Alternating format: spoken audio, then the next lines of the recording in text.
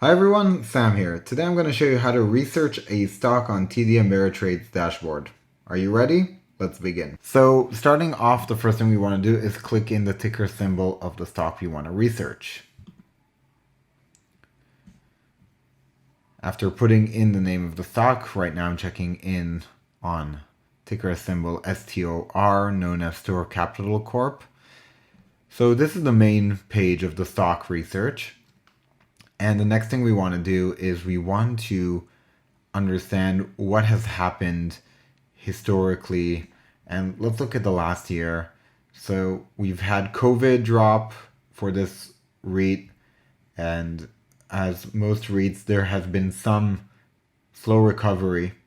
But you can kind of see this line, which is the 50-day moving average.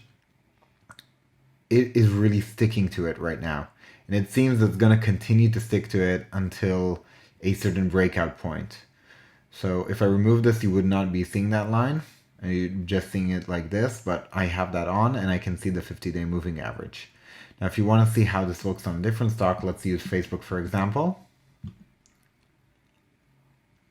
Okay, so you can see Facebook has a bit of a different kind of thing going on, and Facebook stock is usually right above the 50-day moving average.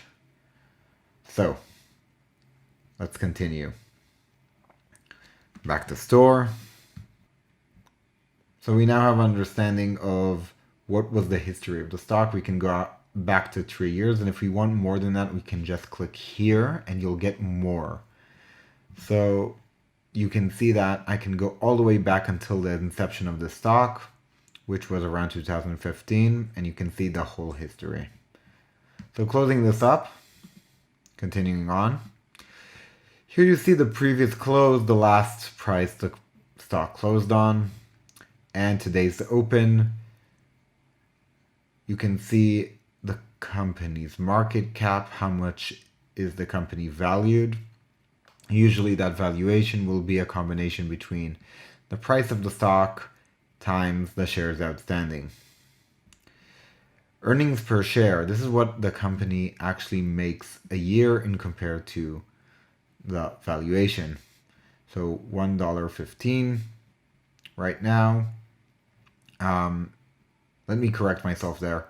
It's not in compared to the valuation, it's compared to the amount of shares outstanding. So usually if you take this amount and you would put it times this number, you will get the amount of revenue the company is making in net profit. That would be the earnings per share. Moving on, PE ratio. So the PE ratio you see here, 23.24, is basically the price to earnings ratio. Now you can click and it will explain to you what it is. PE is a relevant valuation used to determine if a stock is expensive in relation to its peers. It is calculated by dividing the current stock price by the sum of diluted earnings per share from counting operations before extraordinary items and accounting changes over the last reported 12 months. And you can also open the earnings per share. What you can see here is refers to the company's earnings per share for the trailing 12 months period. EPS is calculated by dividing the adjusted income available to common stockholders for the trailing 12 months by the trailing 12-month diluted weighted average shares outstanding. Okay, continuing on. What else do we want to learn here? So we have the annual dividend yield. So the dividend is a number that doesn't really change, but the yield constantly changes. How does the yield change? So if you see here 5.30%, that can change tomorrow and decrease in the numbers if the price stock goes up. The opposite can happen as well. If the price stock goes down, you can see that the yield will go up. So what you want to do is usually make sure that that dividend yield is covered. That's the important part. If you have a dividend yield that's not covered well by the earnings per share, that might be an issue because that means that the dividend could be in risk. You want to make sure that the annual dividend is not completely dislocated from the earnings per share. Let's look at a company who has their dividend covered very well. I will go to Microsoft. So you can see that Microsoft's dividend is $2.24 and their earnings per share is $6.20. Now let's look at a company that their dividend yield might not be covered that well. Let's go to a company that their dividend might be on the cusp. Let's go for AT&T.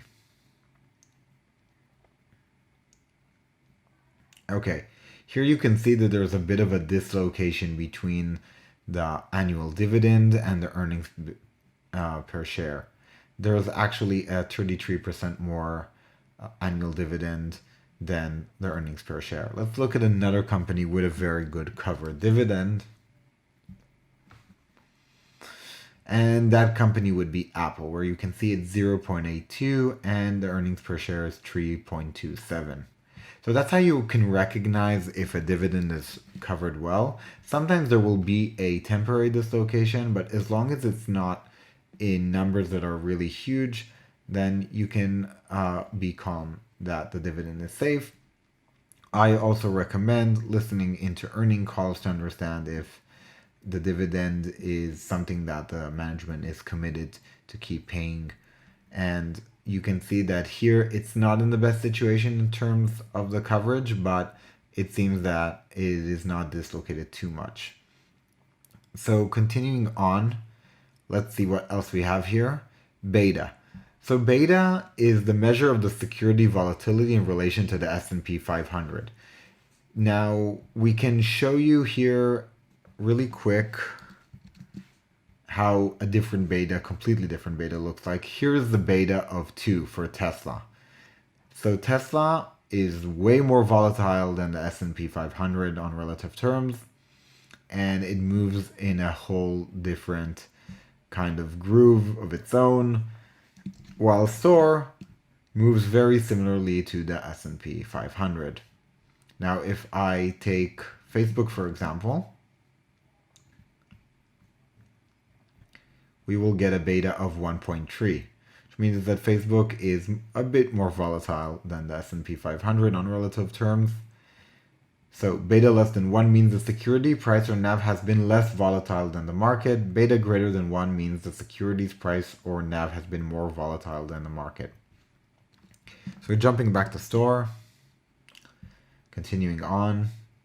Held by institutions. Percentage of outstanding shares that are owned by institutional investors calculated from the current quarterly filing. So who are these institutional investors? Let's talk about it. So I'm just going to open Google really quick, and I'm going to do STORE Capital Institutional Investors. And I'm just going to open the first link that comes up, which is CNN. And you can see that in the list here, top 10 owners of STORE Capital, you have the Vanguard Group, you have Berkshire Hathaway. If you that rings a bell, that's Warren Buffett's, BlackRock, Principal Group, and you can kind of see the list goes on. And there are also mutual funds holding STORE Capital, different ETFs. So you can kind of understand that there's a very big chunk of institutional ownership and a very small chunk of retail ownership. That percentage was 91%. So continuing on, short interest, 4.43%. This is the amount of stock that was bought or sold short according to the shares outstanding. So if you take 4.43% out of the shares outstanding number, which is 253.4 million, to that 4% out of this number right here would be the amount of shares that people are holding short. So there's a decent amount of short interest, and we can see that it is by October 15th. So this will probably get updated on November 15th, and this number might change. Continuing on, we can see the latest news section. So you have earnings that were posted on November 5th. So you have the earning results. You can open each one of these links. Let's open one just to see how it looks like. And Store Capital, as of October 20th, had received rent payments of 90%. We are very encouraged to see the continued increase. There's a quote here from Christopher Volk, the CEO. And that's that. Going back to news results. Okay. So continuing on to older news, you can see that it goes back at least 20 to 30 headlines here. Maybe not 30, but 20 headlines back. And we're going to go to here to see what are articles and what are press releases. Okay, so you can see the difference between articles and press releases. And moving now back to the summary to just sum up everything we went over. So we saw all kinds of metrics here: the market cap, the amount of shares outstanding, the earnings per share, the price to earnings ratio, the annual dividend and the dividend yield, which remember that changes when the price of the stock changes. Also the PE will change according to the stock price. If the stock will go up in their price, it will change the PE ratio to the upside. If the stock goes down, the PE ratio will also go down. Okay, so continuing on from that, we are going to move to the earnings area. And in the earnings area, we can see the history of earning results of Store Capital. And you can see that there are different estimates and different results that have been happening throughout all these times. And we're just going to look at the annually really quick.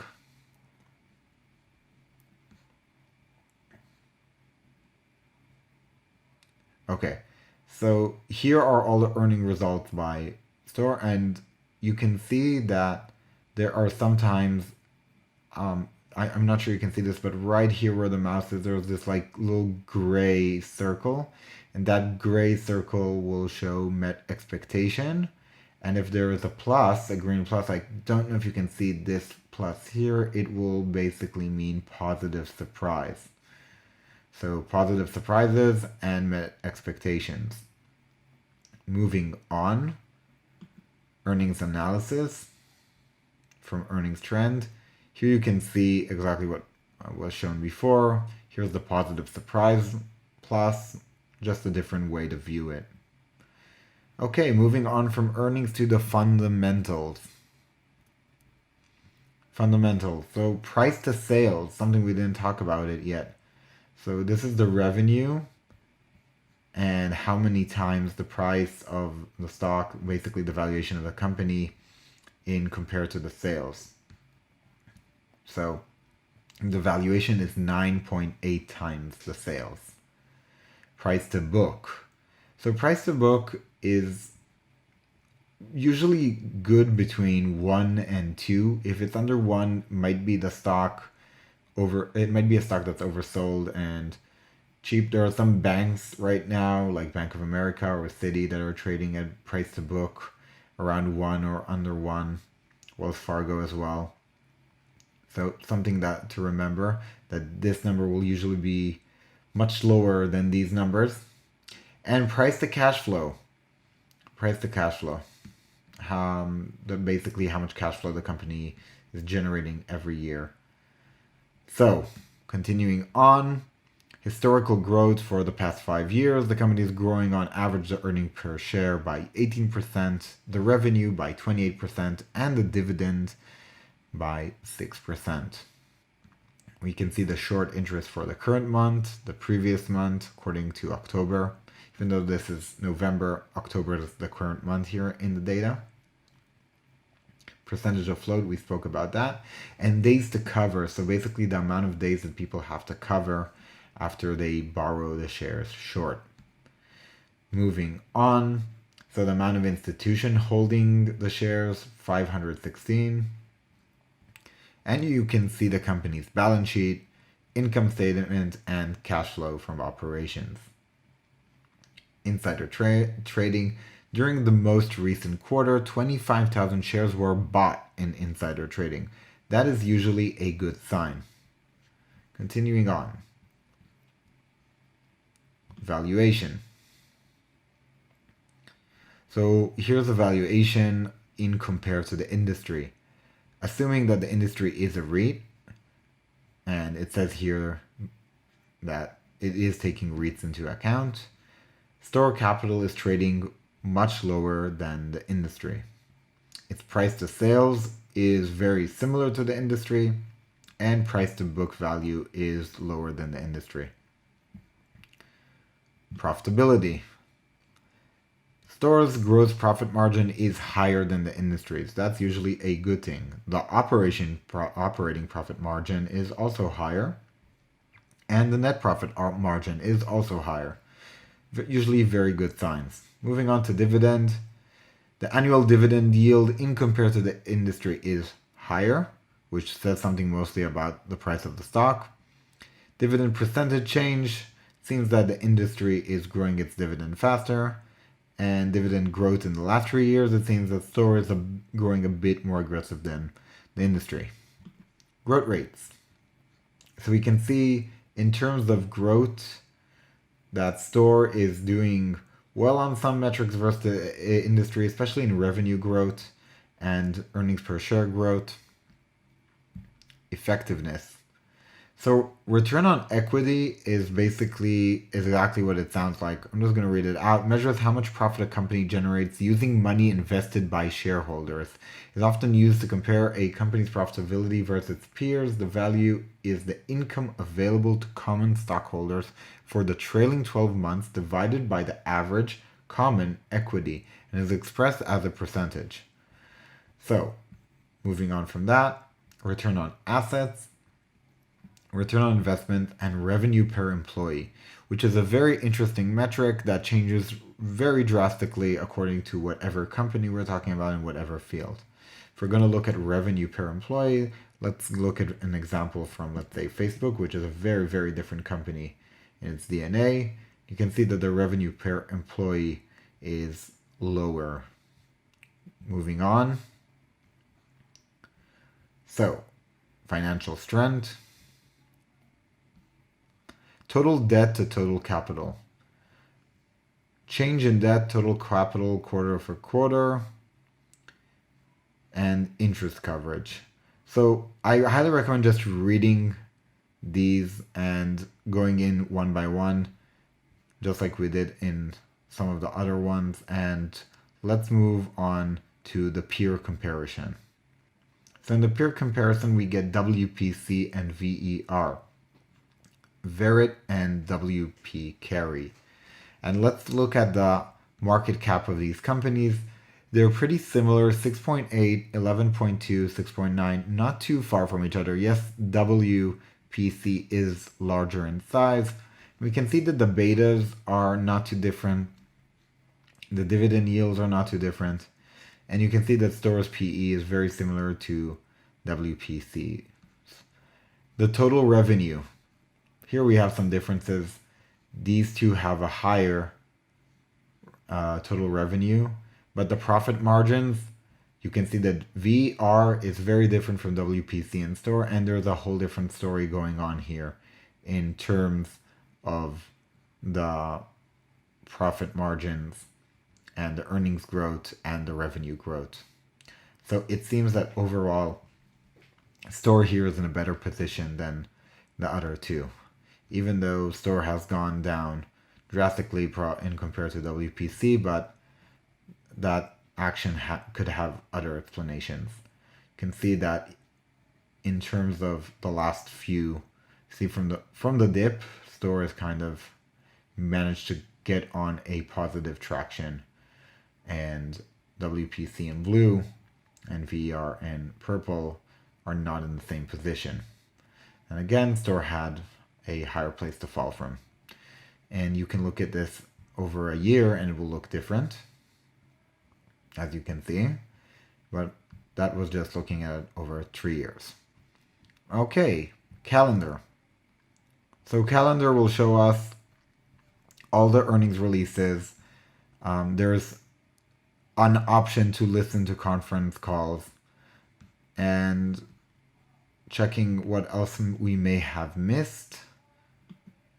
So we've done fundamentals and we've done valuation, and I think, oh yeah, the SEC filings.